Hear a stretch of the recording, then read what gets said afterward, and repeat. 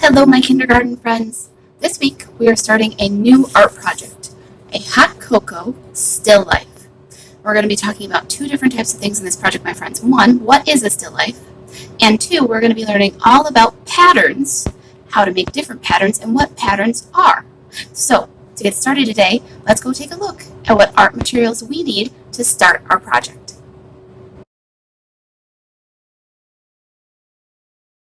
Alright, so let's open up our art folder and find the paper that we need for our project today. So there should be 3 pieces of paper in your folder, my friends. There should be a small white square. That's going to be for our cup that we're going to start next week. There should then also be 2 more pieces. One that's going to be half the size of the larger one. And yours might be a different color than my 2 pieces are, okay? But take out those 2 colored pieces again. One should be half the size of the other. And if you get to that lined piece of paper, please stop. Don't take any more out, okay? So I'm going to take out these 2 pieces, and I'm going to put that small square back in for next week when we're going to learn how to make our mug for our hot chocolate. So in a still life, my friends, an object will often be sitting on a table that an artist will look at and draw from. In our case, we're going to be looking at a mug, and we're going to be pretending that this smaller piece of our paper is our table, and this bigger piece of paper is the wall that would be behind our still life. And we're going to add some patterns to these today. We're going to use 2 different types of patterns. Our first pattern will be a line type of pattern, and our second pattern, we're going to use a shape kind of pattern today. So go ahead and grab out a couple colors of markers, or if you have crayons, you can use those too. Try to pick only maybe 1 or 2 colors for this step, and try to pick colors like black, blue, purple, nice dark colors, not colors like yellow, because that's too light of a color. So I think today I will pick purple, and I think I'll also pick gray. Now a pattern, my friends, is anything that repeats. For example, I could do a letter pattern as well, and I could say A, B, A, B, A, B. That's a pattern because you hear it repeat, the A and the B. In our case, though, if we're going to make a pattern out of lines, do I want to use A's and B's? No, I want to use things like straight lines, dashed lines, zigzag lines, loopy lines, castle lines, all those types of lines that we started to talk about, my friends. So in your head, once you have your 2 colors, I want you to brainstorm about 2 different types of lines that you could use in your background, okay? When you have those 2 types of lines, you can either draw it with your pencil first, or you can start right away with your markers if you'd like as well. I'm going to go ahead and I'm going to create my own line pattern going down my paper. Again, you can go side to side or you can go up and down. And I'm going to speed this part up because, again, your lines don't have to be the same as my lines. We just have to create a pattern. So here I go. So here's my line pattern that I decided to add to my paper. I decided to do zigzag dash line for my pattern. And I repeated zigzag dash line, zigzag dash line, zigzag dash line, all the way across my paper. I even turned my paper because that's the easiest way for me to draw. But again, you can draw it either up and down, or you can add your lines side to side. Just fill up your whole paper. And make sure you also do a pattern with your 2 colors if you use 2 colors. Again, you could use 1 color, but if you use 2, you're also making a color pattern. See how I did purple, gray, purple, gray, purple, gray. So I also made a color pattern today with my lines as well.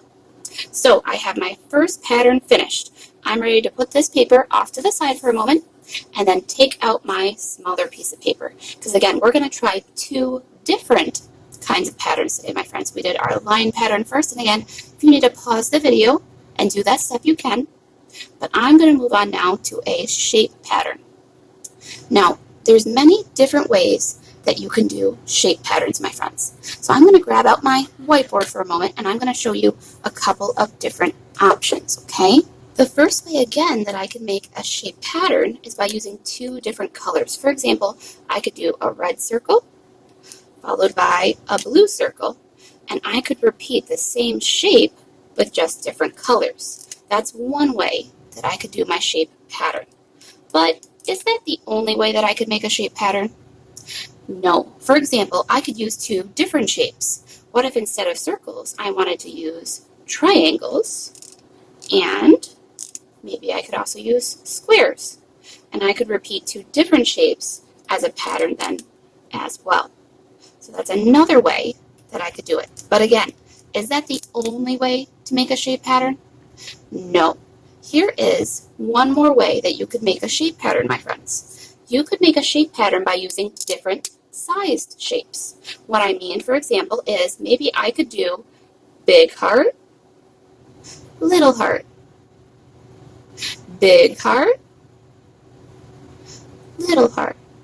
And again, I could change colors and make them blue, red, or I could also keep them the same color like I did on here. So there are a few different choices that you friends can pick from. Again, think in your head about what kind of shape pattern you would like to put on your small piece of paper. Do you want to do the same shape in just maybe many different colors, like 2 or 3 colors? Do you want to pick 2 different shapes and do that? Or you can also again use the same shape and just change the size of the shape to make one shape big and one shape small as well. Think in your head. While you friends are thinking, I'm going to go ahead and do my shape pattern now on my small piece of paper. Again, just like before, your pattern does not have to be the same as mine, but you do have to create a pattern using at least one type of shape. No more lines. They have to be shape patterns now, my friends. So here I go.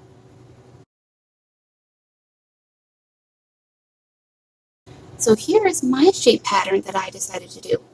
I did big circle, little circle, big circle, little circle, big circle, little circle as my shape pattern.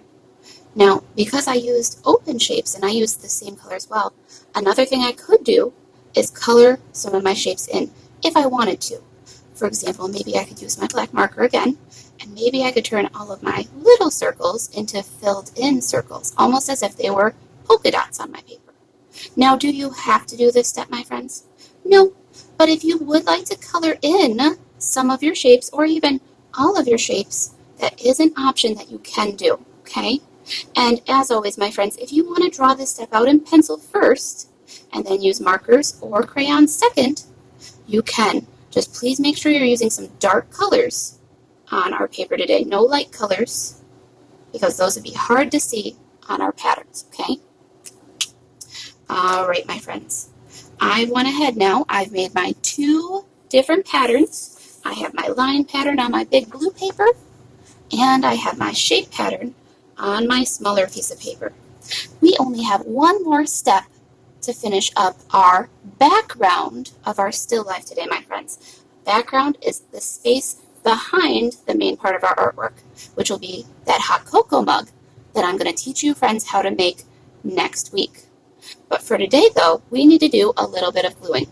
I need to glue down my small piece of paper to the bottom of my big piece of paper. And I can decide if I want this side to be the bottom, or maybe I want this side to be the bottom. I can look at it either way. But would this side be the bottom of my paper?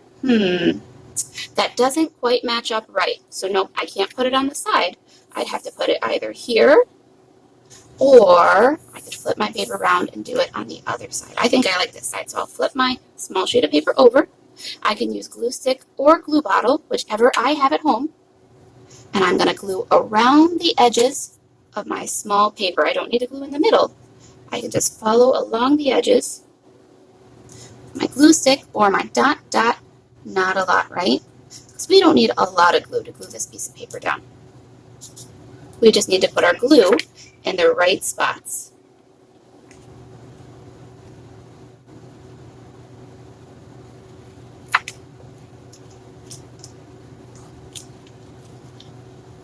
When I'm ready then, I'll use my 2 hands to flip it over.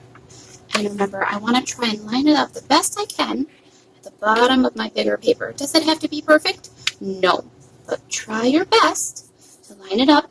And then I want to hold it and count to 10, right?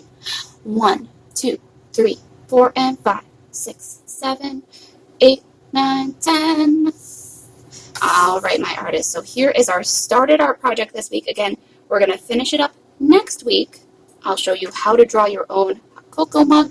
We'll add some decoration to it. We'll even learn how to add some steam above your cup, okay? In this week, because we're not finished with our art project and there is no question in Seesaw that you have to answer, you can turn in either a blank assignment or a picture of your background if you would like to. You don't have to, okay? All right, my friends. I'm going to say goodbye for today. And as always, have fun creating.